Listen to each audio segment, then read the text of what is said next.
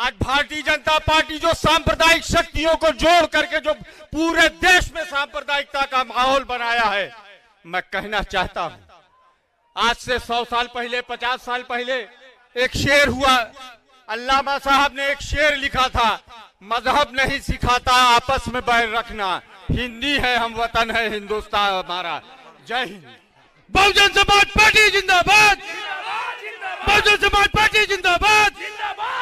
बाबा साहब अमर रहे, बाबा साहब अमर रहे, मान्यवर काशीराम साहब जिंदाबाद, अमर रहे, अमर रहे। मान्यवर काशीराम साहब अमर रहे। बहन कुमारी मायावती जी जिंदाबाद, बहन कुमारी मायावती जी जिंदाबाद। माननीय आकाशानंद जी जिंदाबाद, माननीय आकाशानंद जी जिंदाबाद। बीएसपी की क्या पहचान, बीएसपी की क्या पहचान, बीएसपी की क्या पहचान। चल गुंडों के छाती पे, चल गुंडों के छाती पे। माननीय आकाशानंद जी जिंदाबाद, माननीय आकाशानंद जी जिंदाबाद। चल गुंडों के छाती पे, चल गुंडों के छाती पे। बीएसपी की क्या पहचान, बीएसपी की क्या पहचान। बहन कुमारी मायावती जी जिंदाबाद, बहन कुमारी मायावती जी जिंदाबाद। माननीय आकाशानंद जी जिंदाबाद, माननीय आकाशानंद जी जिंदाबाद। बीएसपी की क्या पहचान, बीएसपी की क्या पहचान। चल गुंडों के छाती पे, चल गुंडों के छाती पे।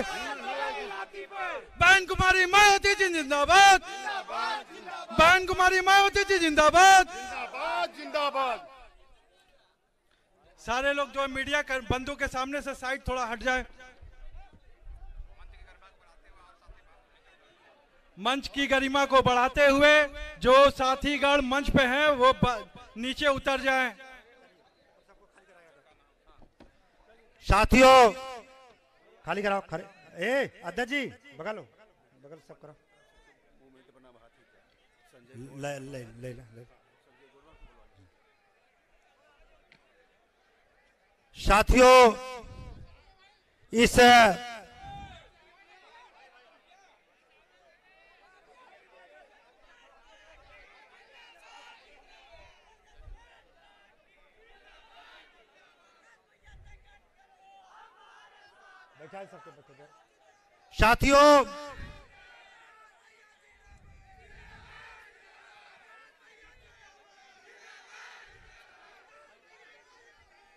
साथियों आज इस विशाल चुनावी जनसभा में जिसका आप लोगों ने बेसब्री से इंतजार कर रहे थे, ऐसे नौजवानों क्यों युवाओं के धड़कन, हृदय सम्राट, बहुजन समाज पार्टी के national coordinator, Bahujan Samaj party के उत्तराधिकारी तथा इस कार्यक्रम के चीफ गेस्ट हम लोगों के बीच में आ चुके हैं। हम चाहते हैं कि आप लोग एक बार जोरदार ताली बजा करके माननीय श्री आकाश आनंद जी का हार्दिक अभिनंदन और स्वागत करिए। साथियों इसी कड़ी में वाराणसी मंडल, मिर्जापुर मंडल का ये संयुक्त विशाल चुनावी जनसभा है। आप लोग अंदाजा लगा सकते हैं कि पंडाल छोटा पड़ गया है। जितना इधर पंडाल में है उससे कई गुना इधर लोग घूम रहे हैं। तो समय को ध्यान में देखते हुए काफी समय हो गया है।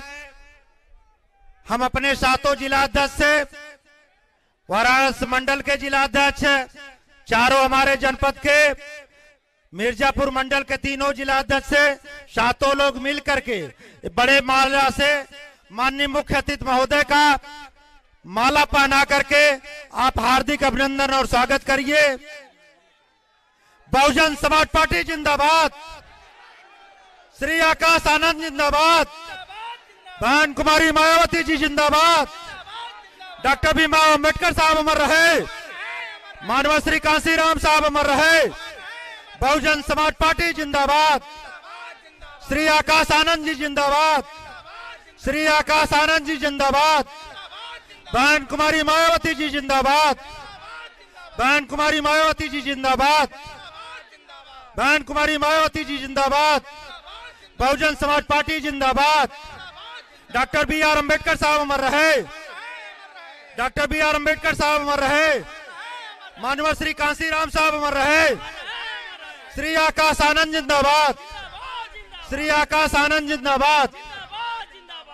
साथियों, अब इसी कड़ी में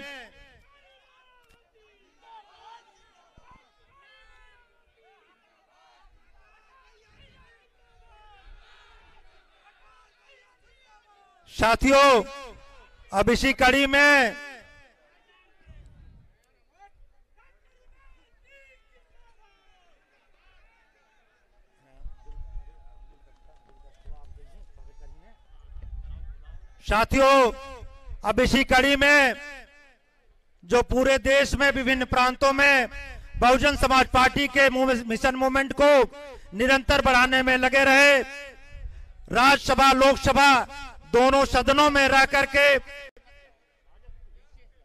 सदनों की रहनुमाई कर चुके ऐसे पूर्व सांसद जो आजमगढ़ मंडल, वाराणसी मंडल, लखनऊ मंडल के जोन इंचार्ज हैं, हम लोगों के गार्जियन हैं, आदरणीय श्री घनश्याम चंद खरवार साहब, मैं इनसे निवेदन करता हूं कि आप जो है गुलदस्ता भेंट करके माननीय मुख्य अतिथि महोदय का हार्दिक अभिनंदन और स्वागत करें।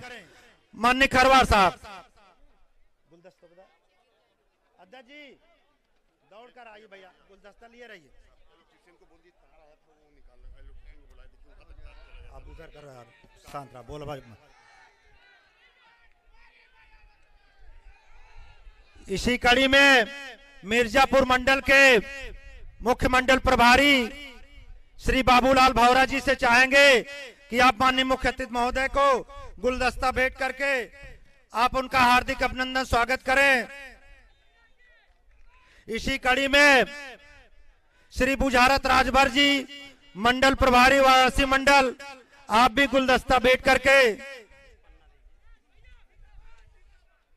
इसी कड़ी में श्री अमरजीत गौतम जी मंडल प्रभारी वाराणसी मंडल, आपसे भी चाहेंगे कि गुलदस्ता भेंट करके माननीय मुख्य अतिथि महोदय का स्वागत अभिनंदन करें।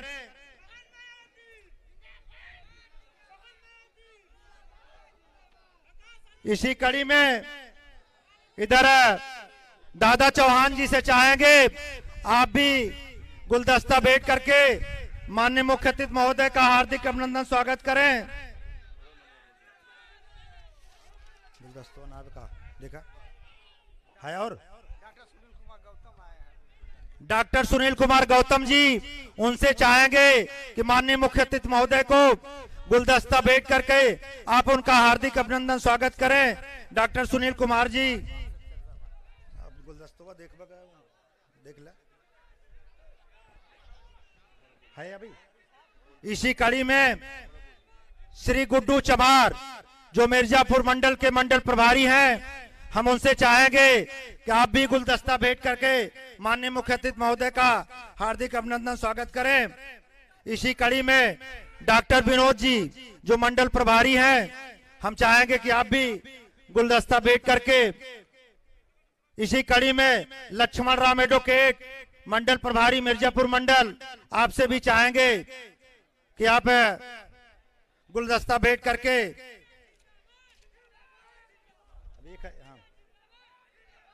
इधर पूरे मंडल की तरफ से ये वाराणसी मंडल और मिर्जापुर मंडल जो दोनों मंडलों की संयुक्त विशाल चुनावी जनसभा हो रही है, हम चाहेंगे कि दोनों तरफ से जो हमारे छूट गए हैं कोऑर्डिनेटर और साथी छूट गए हैं, हम गुलदस्ता देखकर स्वयं जो है आपका हार्दिक अभिनंदन स्वागत करता हूं।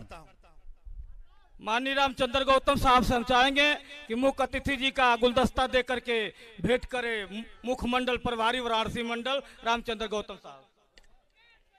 साथियों, अब इसी कड़ी में हमारे इधर दोनों मंडलों के लोकसभा के हमारे 8 प्रत्याशी इस मंच पर मौजूद हैं। तो सबसे पहले 73 लोकसभा जौनपुर के प्रत्याशी जो निर्दलीय जिला पंचायत अध्यक्ष भी हैं जनपद जौनपुर की, आदरणीय बहन जी ने आशीर्वाद देकर उनको प्रत्याशी बनाया है। वो माननीय मुख्य अतिथि महोदय को चांदी का रथ बड़ा वो भेंट करके सम्मान करेंगी। श्रीमती श्री कला धनंजय सिंह से चाहेंगे यहाँ पे जो है ये चांदी का रथ दे करके। बहुजन समाज पार्टी जिंदाबाद, श्री आकाश आनंद जिंदाबाद, श्री आकाश आनंद जिंदाबाद। इसी कड़ी में 74 लोकसभा के प्रत्याशी मछली शहर से सुरक्षित जो पूर्व आईएएस हैं श्री कृपा शंकर सरोज जी, मैं चाहूंगा कि आप इसमें चिन्ह दे करके माननीय मुख्य अतिथि महोदय का स्वागत अभिनंदन करें। श्री कृपा शंकर सरोज जी जो पूर्व आईएएस हैं।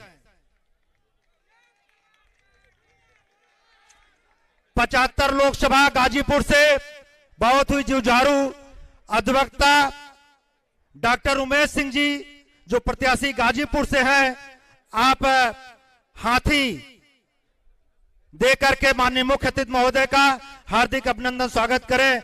Doctor Umesh Singh ji, doctor Umesh Singh ji, doctor Umesh Singh ji. इसी कड़ी में जहां एक कार्यक्रम हो रहा है सारनाथ की धरती पर, संत शिरोमणि जी की रविदास जी की जन्मस्थली है। तथागत गौतम बुद्ध जी ने यहाँ उपदेश दिया था। ऐसे चंदौली लोकसभा के अंतर्गत एक कार्यक्रम हो रहा है।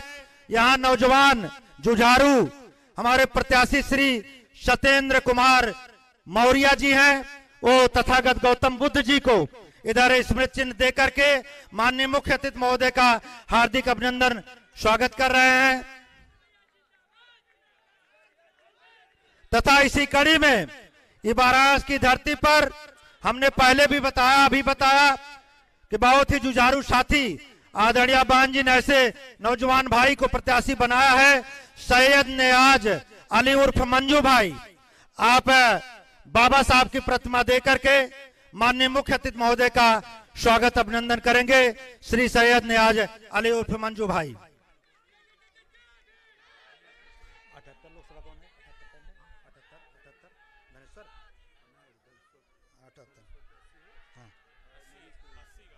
उन्यासी लोकसभा क्षेत्र मिर्जापुर से हमारे श्री मनीष त्रिपाठी जी हैं प्रत्याशी। ये फरसा और मुकुट दे करके माननीय मुख्य अतिथि महोदय का स्वागत अभिनंदन करेंगे। भाई श्री मनीष त्रिपाठी जी। बहुजन समाज पार्टी जिंदाबाद, बहन कुमारी मायावती जिंदाबाद, श्री आकाश आनंद जी जिंदाबाद। अब इसी कड़ी में श्री धनेश्वर गौतम जी जो राबर्ट्सगंज सुरक्षित 80 लोकसभा के प्रत्याशी हैं, श्री धनेश्वर गौतम जी, हम चाहेंगे को हाथी चुनाव चिन्ह दे करके आप माननीय मुख्य अतिथि महोदय का स्वागत अभिनंदन करेंगे। बहुजन समाज पार्टी जिंदाबाद, श्री आकाश आनंद जी जिंदाबाद। इसी कड़ी में श्री रघुनाथ चौधरी जी जो पूर्व प्रत्याशी अजगरा विभिन्न पदों पर संगठन में भी रहे हैं, हम उनसे चाहेंगे ये चांदी का मुकुट जो है ये दे करके माननीय मुख्य अतिथि महोदय का हार्दिक अभिनंदन और स्वागत करेंगे। श्री रघुनाथ चौधरी जी, श्री रघुनाथ चौधरी जी। बहुजन समाज पार्टी जिंदाबाद, श्री आकाश आनंद जी जिंदाबाद, बहन कुमारी मायावती जी जिंदाबाद। इसी कड़ी में इस विधानसभा के प्रभारी वाराणसी के विष्णु दयाल सेठ जी ये चांदी का मुकुट देकर के माननीय मुख्य अतिथि महोदय का स्वागत अभिनंदन करेंगे श्री विष्णु दयाल सेठ जी। बहुजन समाज पार्टी जिंदाबाद। श्री आकाश आनंद जी जिंदाबाद। श्री आकाश आनंद जी जिंदाबाद। इधर हमारे मिर्जापुर मंडल की तरफ से ये श्री गुड्डू चमार जी जो मंडल के प्रभारी हैं, श्री बाबूलाल भौरा जी, श्री शशि भूषण जी, इधर श्री बैजनाथ जी, तमाम साथी इधर ये हाथी ये स्मृति चिन्ह दे करके माननीय मुख्य अतिथि महोदय का स्वागत अभिनंदन करेंगे। जाइए। बहुजन समाज पार्टी जिंदाबाद। बहन कुमारी मायावती जी जिंदाबाद। बहन कुमारी मायावती जी जिंदाबाद। श्री आकाश आनंद जी जिंदाबाद। श्री आकाश आनंद जी जिंदाबाद।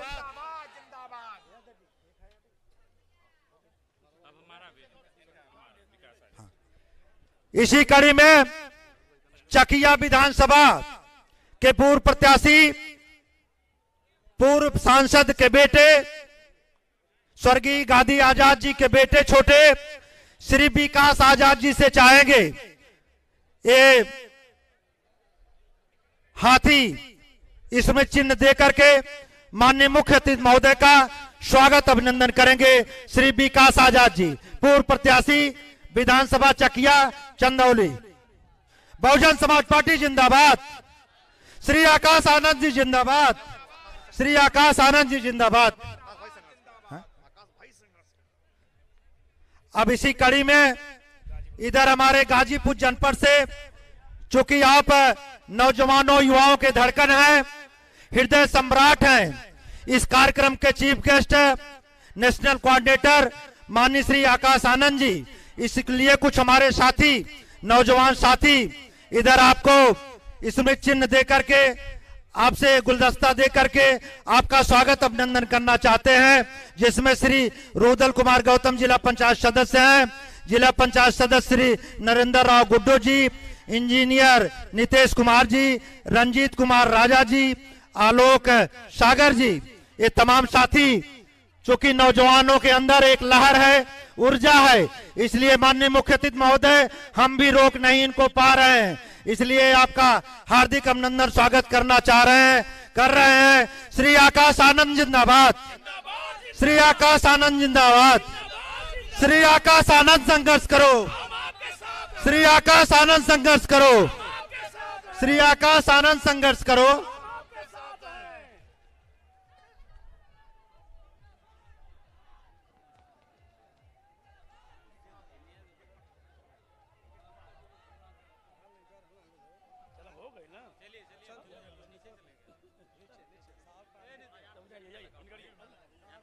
साथियों, अब इसी कड़ी में हम लोगों के गार्जियन जो हमने बताया कि राज्यसभा लोकसभा दोनों सदनों के सांसद रह चुके हैं, आजमगढ़ मंडल, वाराणसी मंडल, लखनऊ मंडल के आप मुख्य जोन इंचार्ज हैं और बहुजन समाज पार्टी के मिशन मूवमेंट को निरंतर आगे बढ़ाने में लगे हैं। ऐसे पूर्व सांसद आदरणीय श्री घनश्याम चंद खरवार साहब, चूंकि मंडल में कार्यक्रम हो रहा है, इसलिए हम आपसे निवेदन करूंगा कि आप चंद समय में आप माननीय मुख्य अतिथि महोदय का स्वागत अभिनंदन करते हुए अपने विचारों को चंद समय में रखने का कष्ट करें। आदरणीय श्री खरवार साहब।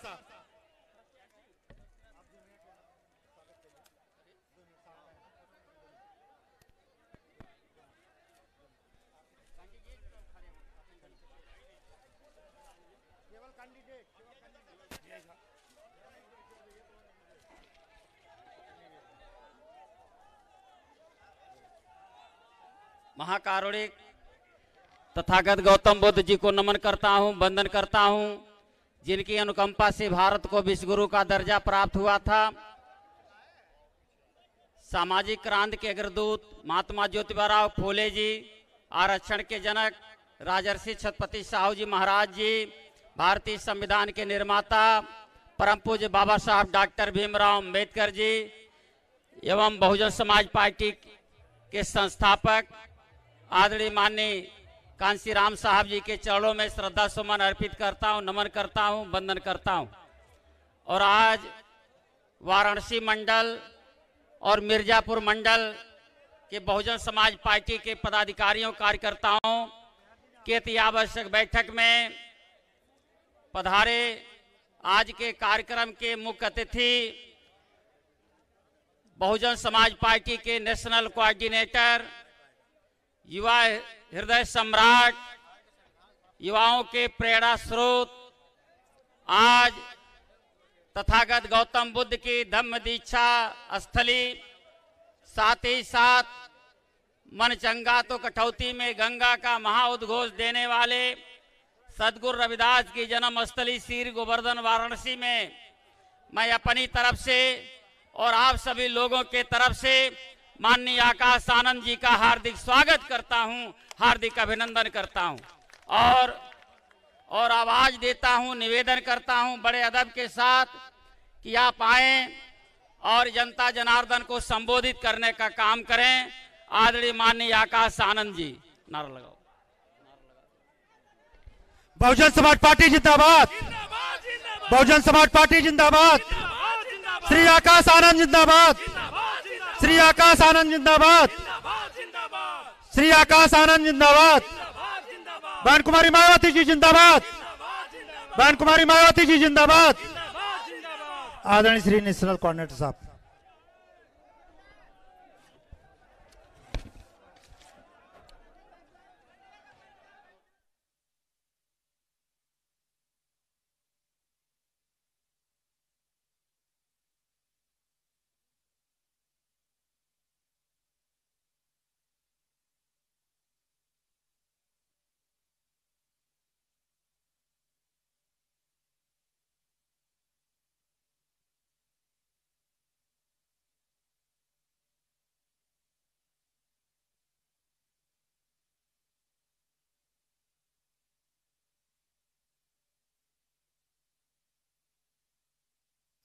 बिजली वाले भाई एक माइक वो सही करने का कष्ट करें।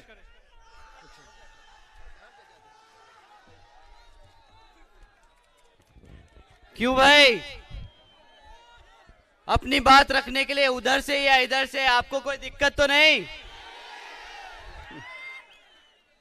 चलो, जय भीम। एक बात कहे,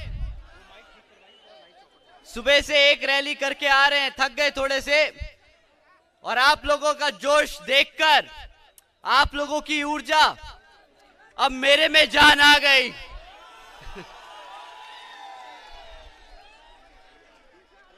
साथियों, सबसे पहले मैं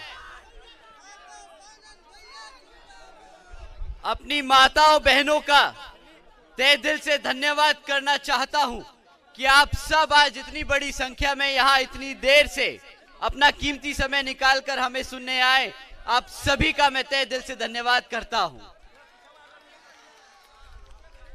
साथ ही साथ आज यहां हमारे सभी बड़े बुजुर्ग, हमारे सभी युवा साथी, हमारे सभी कार्यकर्ता, आप सभी का भी मैं तहे दिल से धन्यवाद करता हूं कि आप लोगों ने अपना कीमती समय निकालकर हमें सुनने आए हो। साथ ही साथ आज की लोकसभा आम चुनाव की ये सभा को सफल करने के लिए यहां जितने भी कार्यकर्ता, जितने भी पदाधिकारी ने अपना पूरा दिन रात एक किया, तो आप सभी का भी मैं तहे दिल से धन्यवाद करता हूं।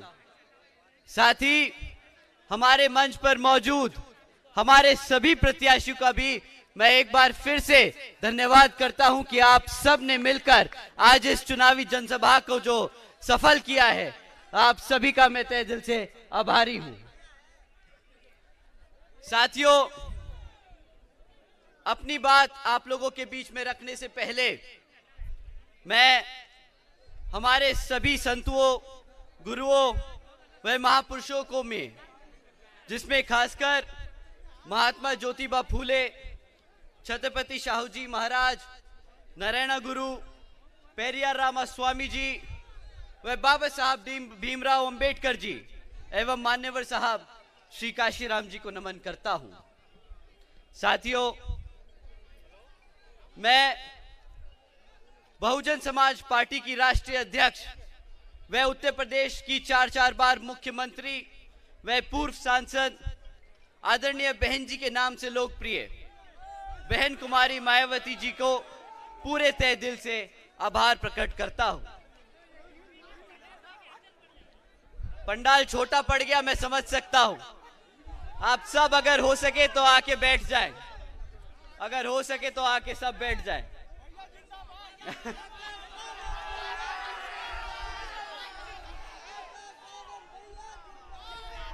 अच्छा साथियों, अपना इंट्रोडक्शन तो खत्म करने दीजिए।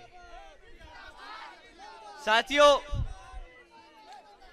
जिन्होंने अपनी पूरी जिंदगी वामसेफ, DS4 व BSP के जन्मदाता एवं संस्थापक मान्यवर साहब श्री काशीराम जी के बताए हुए रास्ते पर चलकर परम पूज्य बाबा साहब डॉक्टर भीमराव अंबेडकर जी के मानवतावादी व आत्मसम्मान व स्वाभिमान के मूवमेंट के कारवा को अपना आजीवन त्याग, तपस्या व कड़े संघर्ष के जरिए नई राजनीतिक ऊर्जा, शक्ति व पहचान दी है तथा उत्तर प्रदेश जैसे विशाल व महत्वपूर्ण राज्य में 4 बार अपनी BSP के नेतृत्व में सरकार बनाकर खासकर बहुजन समाज के लिए एक ऐसी मिसाल बन गई हैं जिससे प्रेरणा लेकर करोड़ों लोग आज यहाँ सामाजिक परिवर्तन व आर्थिक तरक्की के मिशनरी कार्य से जुड़े हुए हैं। इतना ही नहीं साथियों, बल्कि मैं खुद भी बहन जी के नेतृत्व से प्रभावित होकर BSP मूवमेंट से जुड़ा हूं और उनके पथ चिन्हों पर चलकर उस मिशनरी दायित्व व कर्तव्य व फर्ज को आखिरी सांस तक निभाने की पूरी कोशिश करता रहूंगा।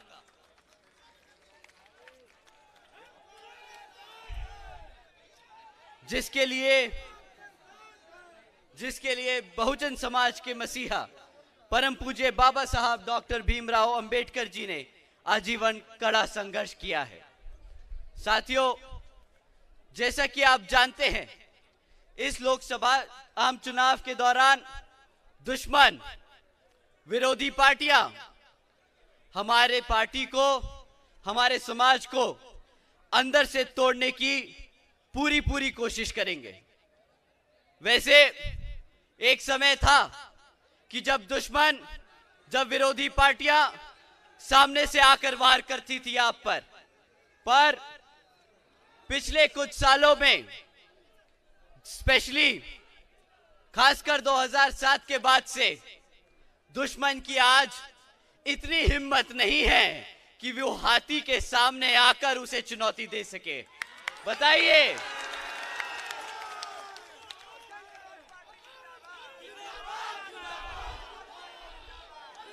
साथियों, परंतु दुश्मन अपनी फितरत से तो बाज आएगा नहीं। वो फिर भी आपके बीच में रहकर आपको कमजोर करने की कोशिश करता रहेगा। साथियों, ये दुश्मन आजकल बहरूपिये की तरह आप लोगों के बीच में रहकर आप लोगों को गुमराह करने की कोशिश करता है। परंतु साथियों, आप लोगों को सिर्फ एक चीज याद रखनी है, सिर्फ एक चीज, कि अगर कोई भी आपकी पार्टी के अलावा, बहन जी के अलावा किसी और को वोट डालने को कहे, तो आप समझ जाइएगा कि वो दुश्मन अपनी चाल चलने की कोशिश कर रहा है। तो मैं अपने सभी युवा साथियों के बिहाफ पर बड़ी जिम्मेदारी से ये 4 लाइनें बोल रहा हूं, और अगर हमारे बड़े बुजुर्ग इनसे इस चीज को मानते हैं तो इन लाइनों के बाद आप एक बार तेज से जय भीम का नारा लगाएंगे। साथियों, अगर कोई भी आपको बहन जी के अलावा, बहुजन समाज पार्टी के अलावा किसी और को वोट डालने को कहे तो वो साथियों बहन जी के खिलाफ, मान्यवर साहब के खिलाफ, बाबा साहब भीमराव अंबेडकर के खिलाफ, आपके बहुजन समाज के खिलाफ, आपके संविधान के खिलाफ है। मानते हैं साथियों? साथियों,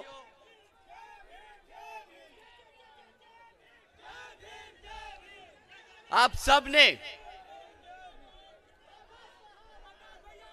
साथियों, मैं किसी एक पार्टी के बारे में आपको बताऊं, उससे पहले जो इन विभिन्न विरोधी दल हैं, जो इन्होंने आप लोगों के साथ विश्वासघात किया है, मैं उसके बारे में आप लोगों को पहले बताना चाहता हूं। साथियों, आपने इलेक्टोरल बॉन्ड्स के बारे में सुना है किस तरह इन धरना सेठों ने इन राजनीतिक दलों को खरीदकर आपके वोटों की सौदेदारी की है। सुना है आपने इसके बारे में? साथियों, अगर नहीं सुना तो मैं आपको इलेक्टोरल बॉन्ड्स के बारे में कुछ 2-4 बात बताना चाहता हूं। साथियों, पिछले 6 साल में 25 राजनीतिक दलों ने तकरीबन 16,500 करोड़ रुपए बड़े बड़े धरना सेठों की कंपनियों से इलेक्टोरल बॉन्ड्स के द्वारा चंदा लेने का काम किया है। चंदा लिया है या फिरौती, ये तो सिर्फ सुप्रीम कोर्ट और समय ही बताएगा। परंतु अगर आप लोगों को जरा सा भी इसके बारे में समय मिले पढ़ने का, तो आप जान जाएंगे कि किस तरह इन राजनीतिक दलों ने आप लोगों के खिलाफ धरना सेठों से पैसा लेकर अपनी पार्टियां चलाने का काम किया है। साथियों, इन 25 राजनीतिक दलों में सभी बड़ी बड़ी पार्टियों के नाम थे, सभी बड़ी बड़ी पार्टियों के नाम थे। बीजेपी, कांग्रेस, समाजवादी पार्टी, आम आदमी पार्टी, सबके नाम थे, सिवाय एक पार्टी जो राष्ट्रीय स्तर की पार्टी है, जिसका नाम नहीं था इस इलेक्टोरल बॉन्ड्स में। आप जानते हैं कौन सी वो पार्टी है जिसने एक भी रुपया नहीं लिया धरना सेठों से? कौन सी पार्टी है? कौन सी पार्टी है? साथियों, बहुजन समाज पार्टी केवल यहां उत्तर प्रदेश में ही नहीं, बल्कि पूरे देश में बड़े बड़े पूंजीपतियों या धरना सेठों के धन बल से नहीं, बल्कि अपने समर्थकों, अपने मेहनतकश कार्यकर्ताओं के तन, मन और धन से चलने वाली पार्टी है, जो आज की डेट में कोई पूरे देश में इसके अलावा ये लाइन नहीं कह सकता। साथियों,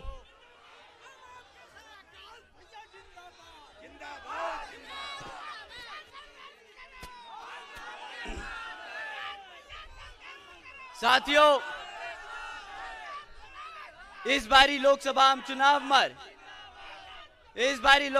चुनाव में हमारी तरह ही और भी विरोधी पार्टियां आप लोगों के बीच में आकर आपसे आपका वोट मांगने का काम करेंगी, और इनमें से इस बारी आपको अंधाधुंध किसी को भी एक बारी वोट नहीं देना है। इस बारी आपको इन सब से सवाल करना है कि भाई पिछले 10 साल से, स्पेशली बीजेपी पिछले 10 साल से यहाँ केंद्र की सरकार में है, तो उसने बहुजन समाज के लिए पिछले 10 साल में क्या काम किया। इस बारी आपको उनसे इसके रिकॉर्ड के बारे में मांगना होगा। आपको उनसे रिकॉर्ड मांगना होगा कि पिछले 10 साल में तुमने हमारे समाज के लिए क्या किया। साथियों, और इस बारी भी वो आपके बीच में आकर रिकॉर्ड के नाम पर मीठी मीठी बातें करके इधर उधर की भटकाने की बात करेंगे। कहेंगे हमने राम मंदिर बनाया, हमने फ्री में राशन बांटा, हमने आप लोगों को सब्सिडी दी।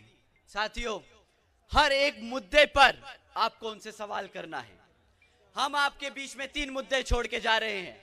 इलेक्शन कमीशन बाकी सब राजनीतिक दलों पे ये आरोप तो जरूर लगाता है कि आप धर्म और जाति के आधार पर वोट नहीं मांग सकते, पर जब आदरणीय प्रधानमंत्री जी भड़काऊ भाषण देते हैं तो शायद इलेक्शन कमीशन की आंखों पे पट्टी बंध जाती है और उसे वो कुछ नहीं दिखता जो यहाँ के हमारे प्रधानमंत्री जी आपके लोगों के बीच में आकर आपको भड़काने का काम कर रहे हैं। परंतु साथियों, आप 3 चीजों पे उनसे सवाल कीजिए कि पिछले 10 सालों में आपने शिक्षा के शिक्षा के लिए, शिक्षा के क्षेत्र में हमारे लिए क्या किया, सुरक्षा के मामले में आप लोगों ने क्या किया है, और रोजगार के लिए आप लोगों ने क्या किया है। साथियों, मैं शिक्षा से शुरू करता हूं। हमारे सिस्टम की, हमारे आने वाले भविष्य की रीढ़ की हड्डी होती है शिक्षा। बाबा साहब कहते थे कि शिक्षा वो शेरनी का दूध है जो पिएगा तो आप मानते हैं ना, आप मानते हैं कि शिक्षा कितनी महत्वपूर्ण है हमारे समाज को अपने पैरों पर खड़ा करने के लिए। तो साथियों, उन्होंने जो शिक्षा के साथ खिलवाड़ किया है वो मैं आप लोगों के बीच पे रखता हूं। साथियों, पिछले 10 साल में सरकारी स्कूलों की इतनी बदतर हालत कर दी है भाजपा सरकार ने कि आज अगर हम किसी 8वीं क्लास के कक्षा के बच्चे से गुणा भाग करने को कहें तो वो बेचारा गुणा भाग नहीं कर पाएगा। अगर आप उससे अंग्रेजी में बात करने को कहें तो वो आज अंग्रेजी में एक शब्द नहीं बोल पाएगा। अपनी शिक्षा के नाम पर उन्होंने हमारे बच्चों को सिर्फ हमारे बच्चों के साथ खिलवाड़ किया है। साथियों, जब आप उनसे आप शिक्षा पे सवाल करेंगे और ये तथ्य उनके सामने रखेंगे तो वो बोलेंगे, अरे पढ़ाई लिखाई छोड़िए, हमने डिजिटल इंडिया दिया है, डिजिटल इंडिया दिया है। उस पे भी मैं आपके सामने एक मुद्दा छोड़ के जा रहा हूं, एक इंपॉर्टेंट पॉइंट छोड़ के जा रहा हूं। साथियों, सरकारी आंकड़ा कहता है कि आज 65% से ज्यादा सरकारी स्कूलों में एक कंप्यूटर तक की फैसिलिटी नहीं है। जिस सरकार ने बोला कि डिजिटल इंडिया का नारा दिया, अगर वही अपने बच्चों को कंप्यूटर टेक्नोलॉजी के बारे में नहीं पढ़ा सकती, नहीं समझा सकती, फैसिलिटी नहीं दे सकती, तो ऐसी सरकार से शिक्षा के नाम पर सिर्फ और सिर्फ खिलवाड़ और मजाक किया है। आपके भविष्य के साथ खिलवाड़ और मजाक किया है।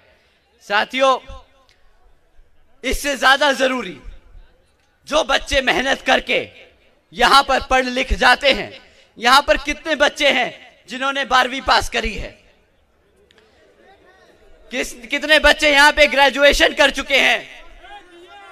किसने पोस्ट ग्रेजुएशन करी है?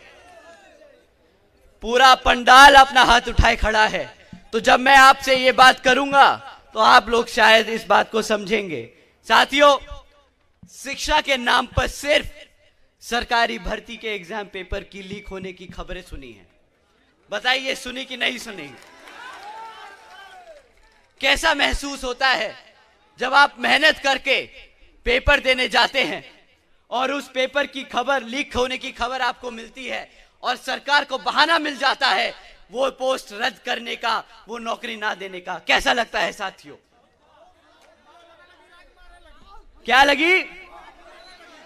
समाट मारने का मन कर रहा है, जूता मारने का मन कर रहा है। साथियों, आप बहुजन समाज से हो, आप बाबा साहब के समर्थक हो, आप बाबा साहब को भगवान मानते हो। बाबा साहब ने आपको वोट डालने की ताकत दी है। ये वोट ही इनको जूता मार मार के भगाएगा। इस वोट को ही आप इनको लाठी बनाइए। आपका वोट इनको लाठी की तरह पड़ना चाहिए। इनको बाहर करिए सत्ता से, ताकि ये पेपर लीक होने की खबरें अब बंद हो। साथियों,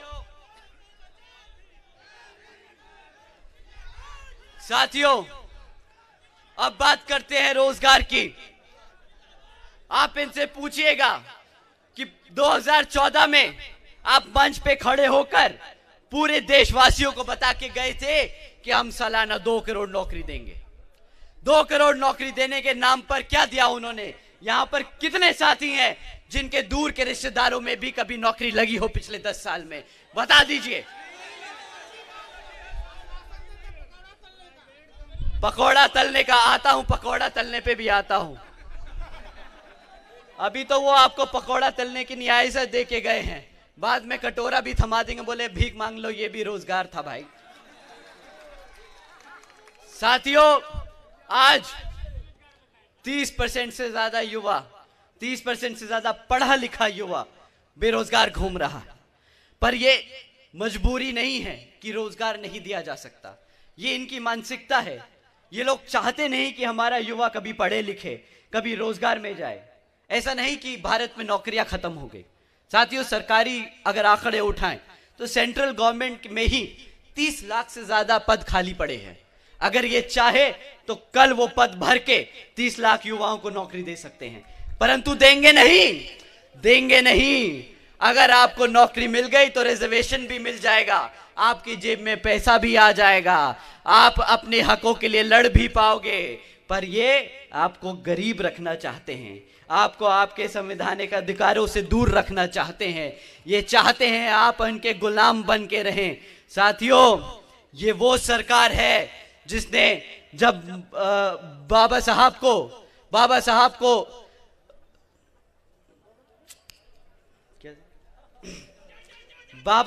को जब भारत रत्न देने की उपाधि से बाबा साहब को देने की उपाधि मिली गई थी, तो यही भाजपा सरकार है जिसने सेंटर की सरकार से अपना समर्थन लेके सेंट्रल गवर्नमेंट को गिराने का काम किया था।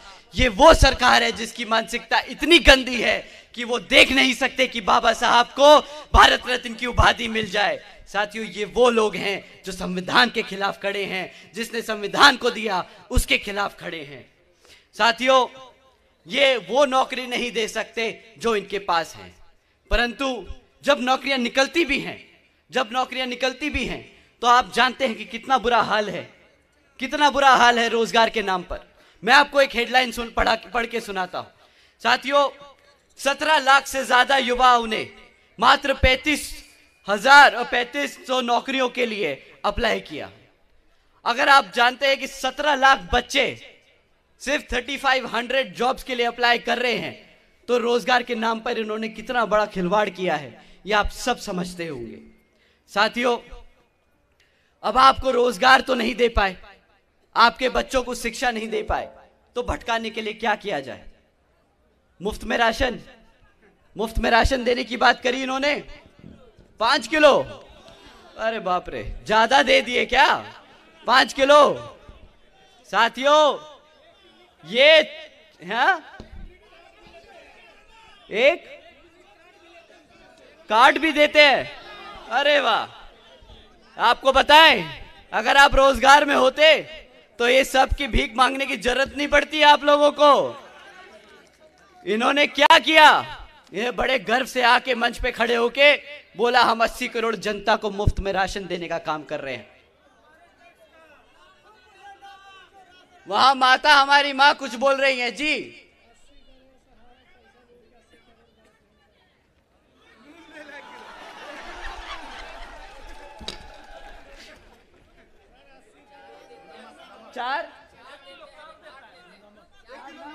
नमक, अरे आपको नमक देते हैं और बाद में क्या बोलते हैं कि मोदी जी का नमक खाया है, वोट दो। हैं? मोदी जी का नमक खाया है। मोदी जी कहां से लाए नमक? किसी ने पूछा है? अरे आप ही का पैसा लेते हैं, वही उठा के नमक खरीद के आपको देते हैं, आप ही से खरीदते हैं वो नमक। भाई साहब, इनसे बड़ा चूने लगाने वाला हमने कोई नहीं देखा इस भारत में। आकाश भाई संघर्ष करे, आकाश भाई संघर्ष करे। साथियों, ये बड़े गर्व से बोलते हैं हमने 80 करोड़ जनता को मुफ्त में राशन दिया। परंतु साथियों, इनसे कोई पूछे कि अगर तुमने 140 करोड़ की जनता में से 80 करोड़ जनता को मुफ्त पे राशन की जरूरत पड़ने लगी है, तो तुमने आधे भारत को गरीब बना दिया कि नहीं?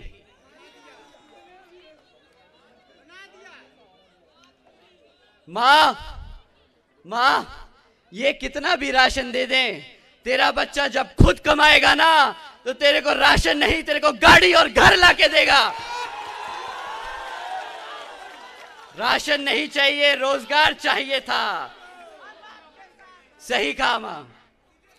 साथियों, 80 करोड़ जनता को मुफ्त में राशन नहीं, सालाना 2 करोड़ नौकरी का वादा था। अब साथियों, ये 80 करोड़ जनता को जो मुफ्त में राशन देते हैं, इसकी कीमत आप जानते हैं? जानते हैं इसकी कीमत आप? आपको महीने का 1000 रुपए से ऊपर का राशन नहीं मिलता होगा, नहीं मिलता ना? साल का 12,000 रुपया राशन में, बस 12,000 रुपया राशन में अगर क्लास 4 की भी नौकरी मिलती बहन जी के समय में स्पेशली सफाई कर्मचारी को भी 35,000 रुपया मिलता था, पता है साथियों?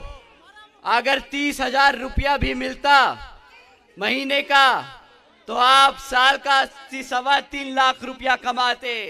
जहां पे ये आपको 12,000 रुपए का राशन देते हैं, वहीं पे आपसे 3.25 लाख रुपए लूटने का काम करते हैं। 3.25 लाख रुपए लूटने का काम करते हैं। साथियों, ऊपर से बोलते हैं 2 करोड़ नौकरी देंगे, तो 80 करोड़ जनता को भिखारी बना दिया, नौकरी तो आई नहीं। फिर बोलते हैं कि नमक खाया है मोदी जी का तो वोट दीजिए, तो वो नमक भी आप ही का पैसा लेते हैं और उसी से खरीद के आपको देते हैं। तो वो भी एक नया जुमला बना रखा है। उस वक्त 2014 में इन्होंने बड़े सीना ठोक के बोला था कि हम महंगाई कम कर देंगे, हमारी माताओं बहनों को गैस सिलेंडर बहुत महंगा पड़ रहा है, वो अपने घर में खाना पका नहीं पा रही हैं। आज आप उनसे पूछिए कि भाई साहब, आज आपने गैस सिलेंडर कितने का बेच रहे हो? कितना? अरे गलत बोल रहे हो, 1200 ज्यादा बोल रहे हो भाई। 1200 नहीं है, अभी रुको, दूसरे चरण की वोटिंग होने दो, उसके बाद वो इसे 600 रुपए कर देंगे। अभी रुको तो सही। और रिजल्ट आने के बाद वो 2000 रुपया ना कर दिया तो आप लोग अपना वोट वापस ले लेना। साथियों, इन लोगों से बड़ा झूठा, इन लोगों से ज्यादा बड़ा फरेबी हमने इस भारत में कभी नहीं देखा है। क्या चोर है? अरे भैया, तुम मुझे बैन करवाओगे क्या? आप लोग जानते हैं कि अगर हम ज्यादा भावुक होके कुछ बोल दे तो इलेक्शन कमीशन हमें बंद कर देगा, परंतु आपको तो बंद नहीं कर सकता। तो आपको जो जिया है आप बोल सकते हो।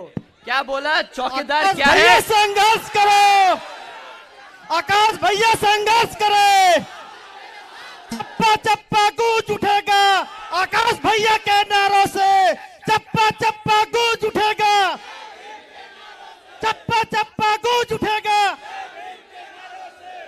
साथियों, इसी क्रम में अभी कुछ दिन पहले भाजपा के एक बहुत बड़े नेता ने अपने मंच से ये कहा था कि भाई आप लोग भाजपा की सरकार को, खासकर यूपी में बुलडोजर की सरकार बोल बोल कर बदनाम कर रहे हो।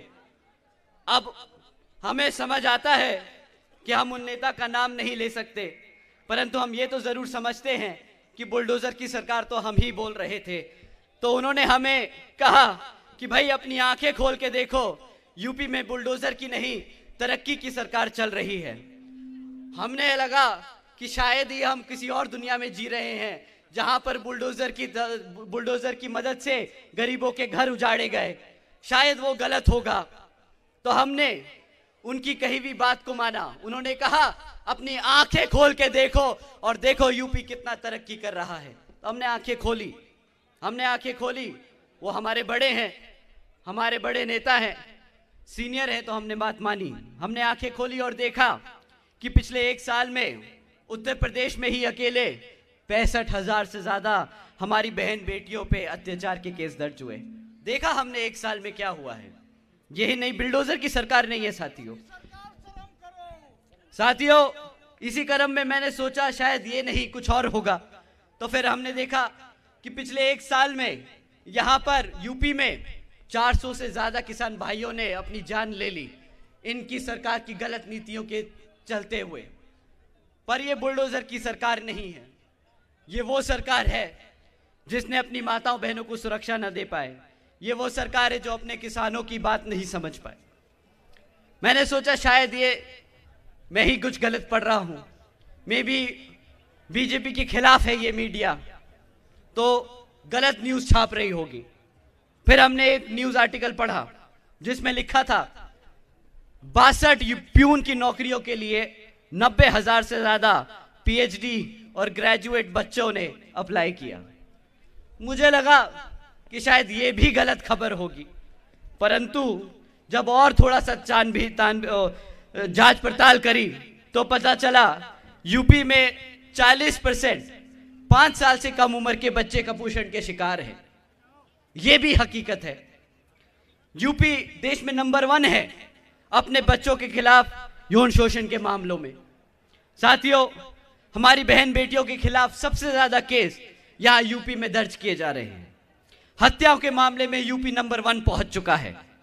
और साथियों, यही नहीं, हमारे आदरणीय नेताजी जो आप उत्तर प्रदेश की वाराणसी से यहां सांसद हैं, वो प्रदेश आज यहां भारत का किडनैपिंग कैपिटल बन चुका है। आज यहां पर उत्तर प्रदेश में 16,000 से ज्यादा किडनैपिंग के मामले सामने आए हैं। तो शायद वो सही है कि बुलडोजर की सरकार नहीं है।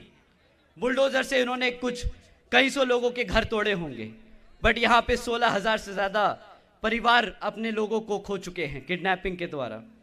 साथियों, मैं उनकी बात मानता हूं और आप लोगों के सरकार को, भाजपा की सरकार को जनता को गुमराह करने की सरकार कहता हूं, बुलडोजर की सरकार नहीं कहूंगा। साथियों, जो सरकार अपने बच्चों को भूखा रखे, जो सरकार अपनी बहन बेटियों पर अत्याचार होने दे, जो सरकार अपने युवाओं को बेरोजगार रखे और जो सरकार अपनी आवाम को फ्री राशन के नाम पर गुलाम बनाकर रखे, आप ही बताइए वो सरकार क्या सरकार कहलाएगी? एक ही सुर में बोलिए, क्या बोलना चाहते हो? क्या है ऐसी सरकार?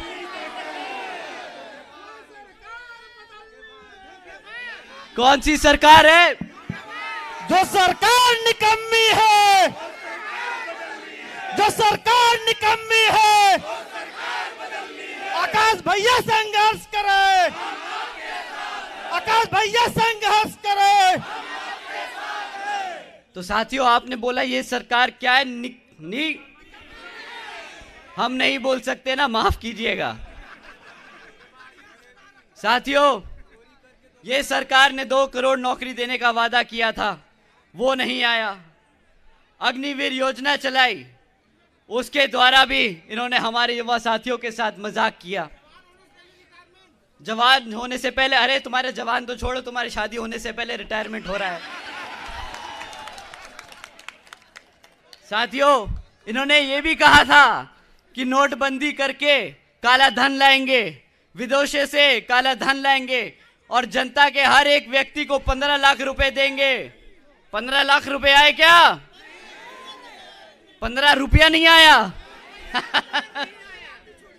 हाँ, 15 रुपया भी नहीं आया। कोई बात नहीं, दे रहे ना राशन वो, तुम काहे नुकसान में परेशान हो रहे हो? हैं? साथियों, साल का 12,000 रुपये का राशन देकर 3 लाख रुपए का चूना लगाते हैं। 2 करोड़ नौकरी के नाम पर पकोड़े तलने को बोलते हैं और महंगाई के नाम पर सब्सिडी देते हैं। तो साथियों, ऐसी सरकार को आप वापस वोट डालेंगे कि नहीं, बताइए? ऐसी सरकार को सत्ता में बैठने का अधिकार है कि नहीं?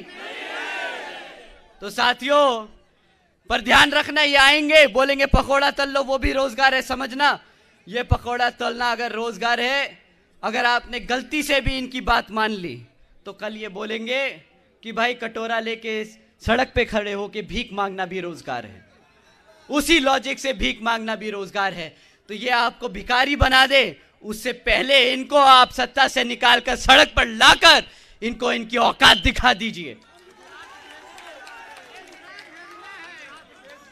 साथियों,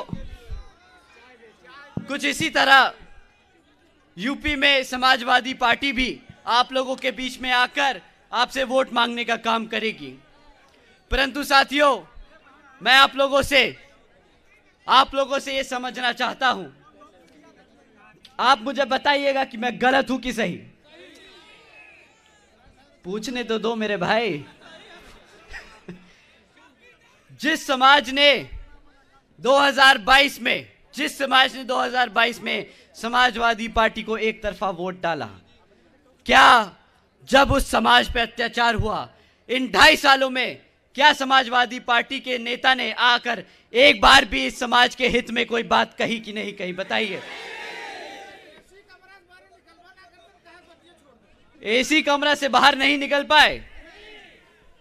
भैया वो एसी कमरा नहीं, वो सीधा संसद पहुंच गए। पता है क्या, जब रिजर्वेशन इन प्रमोशन का बिल राज्यसभा में आया तो ये सबसे पहले दौड़कर वो बिल को फाड़ने के लिए आगे बड़े होके खड़े हो गए।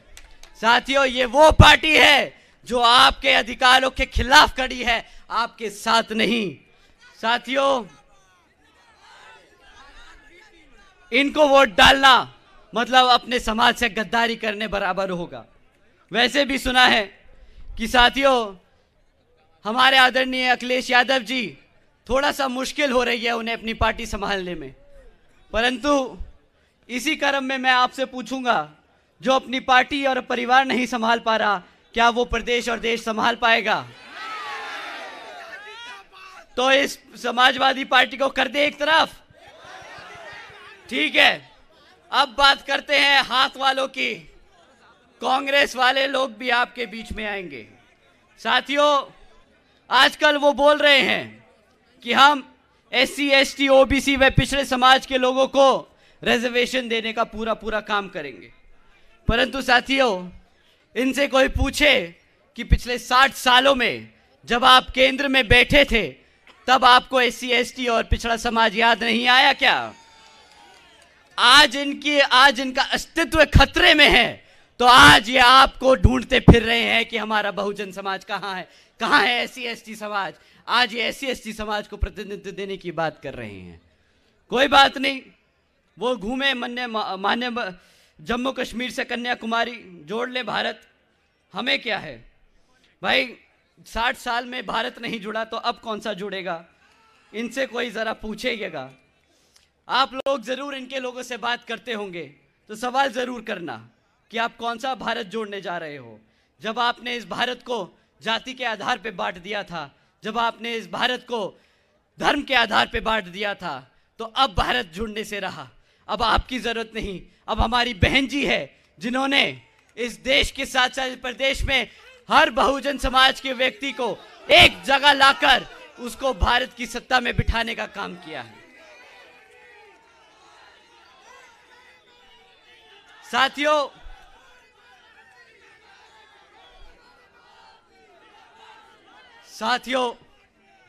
बहुजन समाज पार्टी एक लौती पार्टी है जिसने हर समाज को सम्मान देने का काम किया है।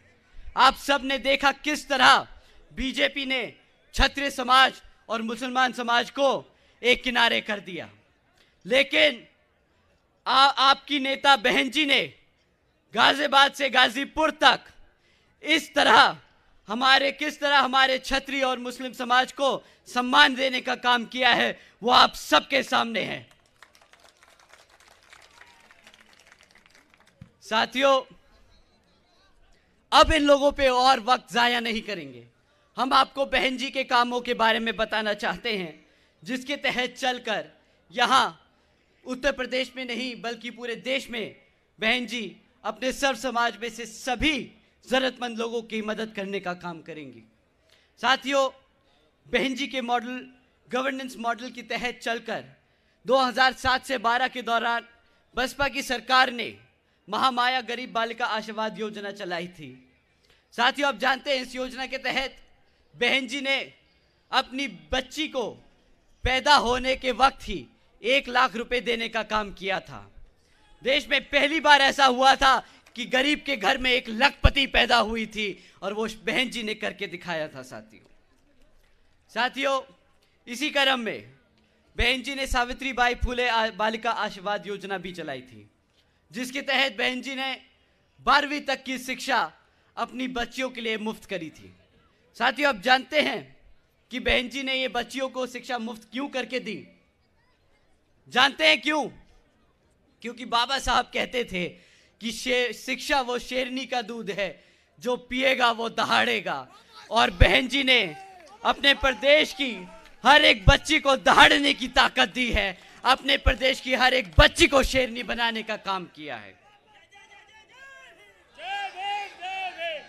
साथियों, बहन जी मॉडल ऑफ गवर्नेंस के तहत बसपा की सरकार ने प्रदेश के व्यवसायिक technical institutes, engineering colleges, polytechnic एवं इंडस्ट्रियल ट्रेनिंग इंस्टीट्यूट्स में अन्य पिछड़े वर्गों के छात्रों के लिए 27% सीट की आरक्षण तय की थी।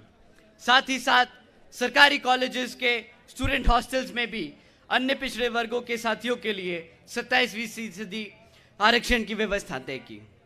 साथ ही महामाया आवास योजना के तहत हमारे सभी SC, ST, OBC व आदिवासी समाज के परिवारों को अपना खुद का घर देने का काम किया था। साथियों, यही नहीं बल्कि बहन जी ने अपने शासनकाल में 90,000 से अधिक शिक्षकों को सरकारी नौकरी दी, 1 लाख से अधिक सफाई कर्मचारियों को रोजगार दिया, 2 लाख से अधिक जवानों को पुलिस फोर्स में भर्ती किया और 6 लाख से अधिक अपर कास्ट समाज के सभी लोगों को विभिन्न सरकारी विभागों में सरकारी नौकरी देने का काम किया था। साथियों, बहन जी के गवर्नेंस मॉडल के तहत चलकर ही हमारी सरकार देश में हर समाज के लोगों को अपने पैरों पर खड़ा कर उसे एक स्वाभिमान से जीने का अधिकार देने का काम करेगी। साथियों,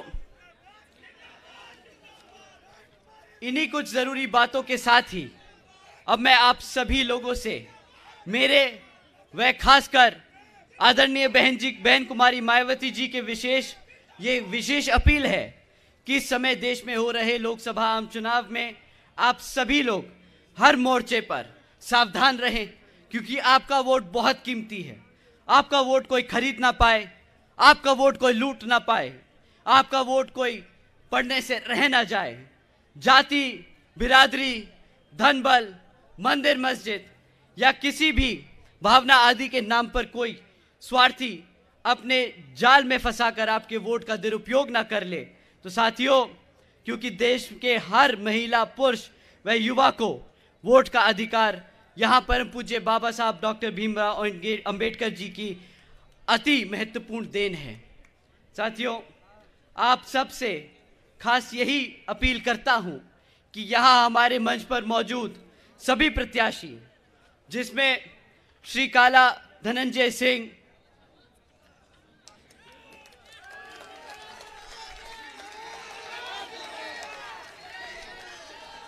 श्री कृपा शंकर सिंह, आगे आ जाइए sir, doctor Umesh Singh ji, ma'am आप भी, सत्येंद्र कुमार मौर्य जी, सैयद नयान मंजू भाई जी, इरफान अहमद बबलू जी, मनीष त्रिपाठी जी और दिनेश्वर गौतम जी। आप लोगों से मेरी खास को ये अपील है कि आने वाले लोकसभा आम चुनाव में आप हमारे सभी प्रत्याशियों को हाथी के सामने वाला बटन दबाकर यहाँ पर भारी वोटों से जिताकर पार्लियामेंट में भेजने का काम करें और बहन जी को प्रधानमंत्री बनाने का काम करें।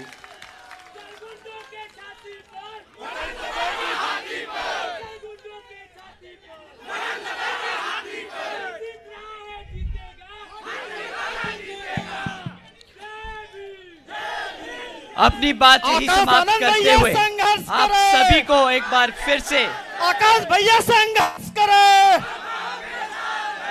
आप सभी को मैं फिर से एक बार धन्यवाद करता हूं। जय भीम, जय भारत।